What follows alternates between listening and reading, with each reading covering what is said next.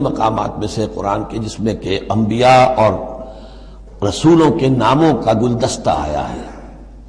مثلا یہاں آپ دیکھیں گے پے بپے بہت سے انبیاء اور رسول کا نام لیے گئے، پھر ان میں سے بعض کی جو اضافی اور شانیں ہیں ان کا بیان کیا گیا، اور پھر بڑی اہم آیت فلسفہ قرآن کے اعتبار سے آگے آئے گی کہ نبوت کا بنیادی مقصد کیا ہے۔ نبوت کا بنیادی مقصد، فلسفہ نبوت، اساسی فلسفہ نبوت۔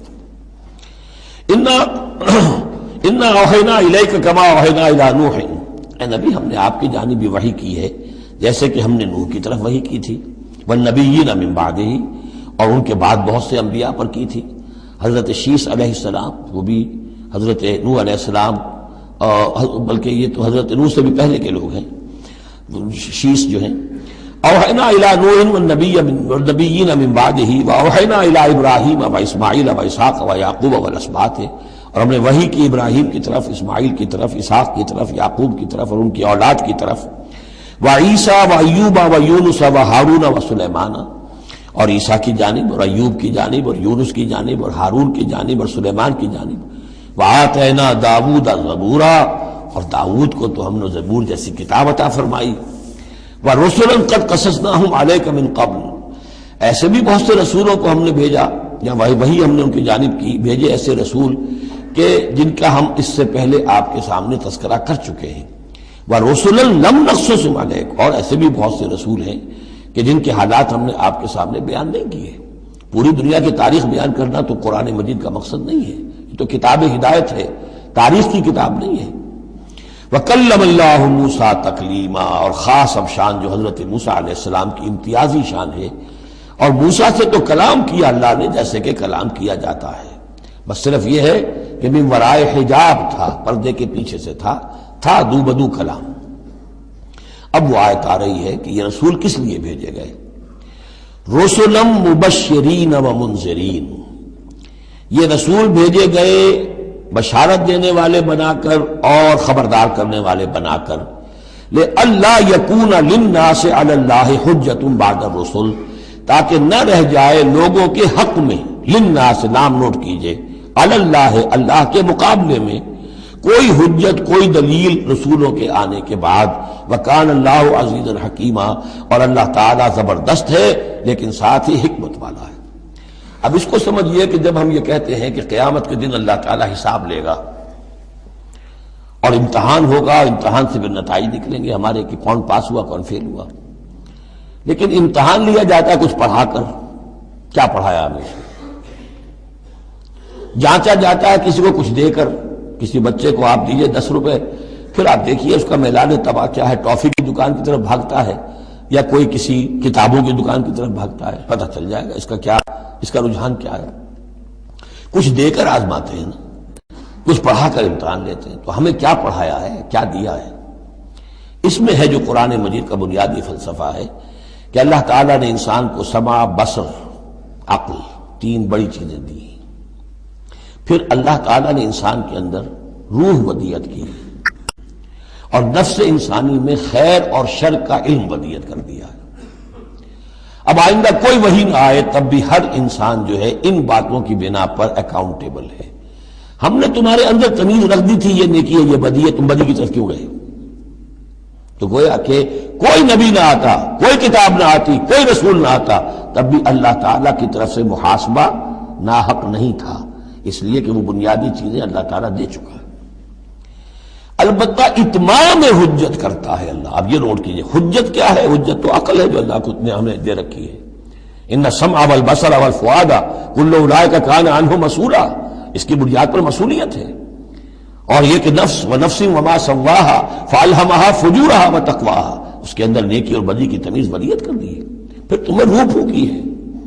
ان سب چیزوں کی بنا پر تم اکاؤنٹیبل ہو، کوئی نبی آتا یا نہ آتا، یہ حجت اللہ کی تم پر قائم ہے۔ لیکن پھر بھی اللہ اتمام حجت کرنے کے لیے یہ اضافی شے ہے کہ اللہ نے تم ہی میں سے کچھ لوگوں کو چنا جو بڑے ہی اعلیٰ کردار کے لوگ تھے، تم جانتے تھے کہ یہ ہمارے ہاں کے بہترین لوگ ہیں، ان کے دامن کردار پر کوئی داغ دھبا نہیں ہے، ان کی سیرت و اخلاق تمہارے سامنے تھی کھلی کتاب کے مانند، ان کے پاس ہم نے اپنی وحی بھیجی، اور پھر تمہیں یہ کرو یہ نہ کرو یہ بھی بتا دیا۔ ایگزامینیشن میڈ ایزی بھی ہو گیا، تمہارے لیے اس امتحان کو ہم نے اتنا آسان کر دیا تاکہ اب کسی کے پاس کوئی عذر باقی نہ رہ جائے، کوئی جو ہے یہ پلیڈ نہ کر سکے کہ میں تو اگنورنس کے پلیڈ کرے کہ میں تو اگنورنٹ تھا، مجھے معلوم نہیں تھا۔ جب رسول آ گئے تو اب کوئی عذر باقی نہیں رہا۔ رسول سے پہلے پھر بھی کچھ شخص کہہ سکتا ہے پروردگار میں ایسے ماحول میں پیدا ہو گیا تھا، وہاں سب کے سب اسی رنگ میں رنگے ہوئے تھے، پروردگار میں اپنے 2 وقت کی روٹی کے دھندے میں ایسا لگا رہا کہ مجھے کبھی ہوش ہی نہیں آئی کہ میں سوچتا۔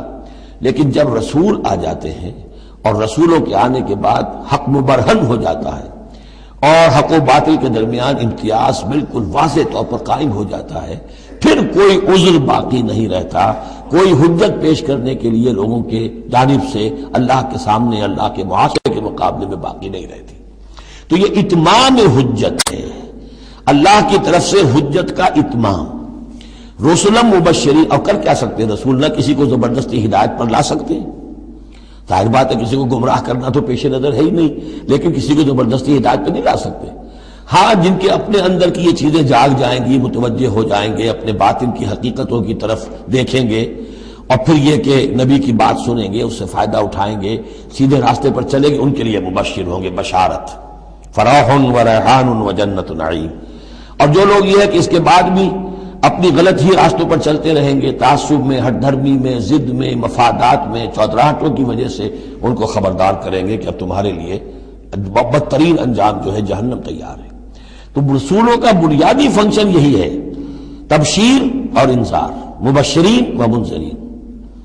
کس لیے؟ لئلا یکونا، تاکہ نہ رہ جائے، للناس، لوگوں کے پاس، لوگوں کے حق میں، اللہ اللہ کے مقابلے میں، یعنی اللہ کی حجت، اللہ کے محاسبے کے مقابلے میں، حجت، کوئی عذر، کوئی بہانہ باقی نہ رہے بعد الرسل، رسولوں کے آنے کے بعد۔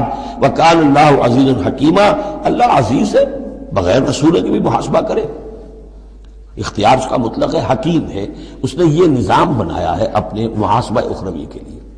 اب اس میں البتہ ایک بات اور نوٹ کر دیجئے، یہ بڑی تفصیل سے میں نے یہ چیزیں لکھی ہوئی ہیں اپنی ایک کتاب میں، نبی اکرم صلی اللہ علیہ وسلم کا مقصد بعثت، کہ ایک بنیادی مقصد رسالت کا وہ تو یہ ہے، اور ایک تکمیلی مقصد ہے رسالت کا جو محمد الرسول اللہ پر جا کر کامل ہوا ہے صلی اللہ علیہ وسلم، وہ ہے لِيُظْهِرَهُ عَلَى الدِّينِ كُلِّهِ۔ انہوں نے بھی کام شروع کیا یہیں سے، یا ایھا النبی انا ارسلناک شاہدا ومبشرا ونذیرا وداعیا الی اللہ باذنہ وسراجا منیرا۔ بنیادی حیثیت تو وہی آپ کی بھی وہی ہے، لیکن اس کے اوپر تکمیلی حیثیت کیا ہے؟ هو الذی ارسل رسولہ بالہدی ودین الحق لیظہرہ علی الدین کلہ۔ یہ آپ کی امتیازی شان ہے۔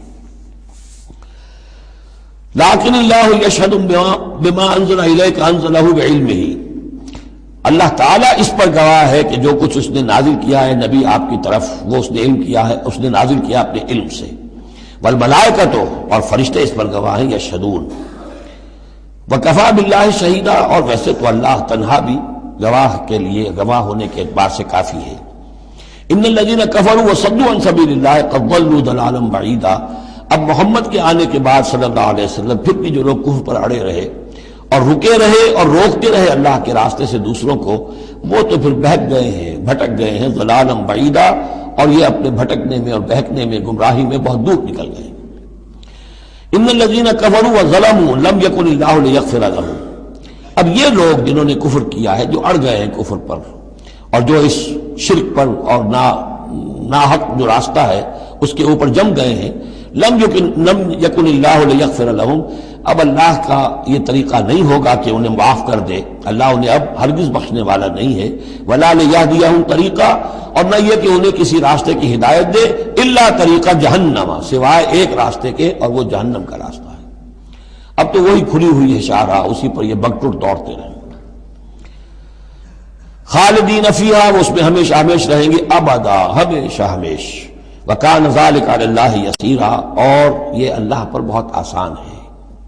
دیکھیے اس کو مقابلے میں لائیے، ما یفعل اللہ بعذابکم، اللہ کیا کرے گا تمہیں عذاب دے کر، لیکن اس سے یہ نہ سمجھے کہ اللہ عذاب نہیں دے گا۔ یقیناً اللہ سیڈسٹ نہیں ہے، یقیناً اللہ کو عذاب دے کر خوشی نہیں ہوگی۔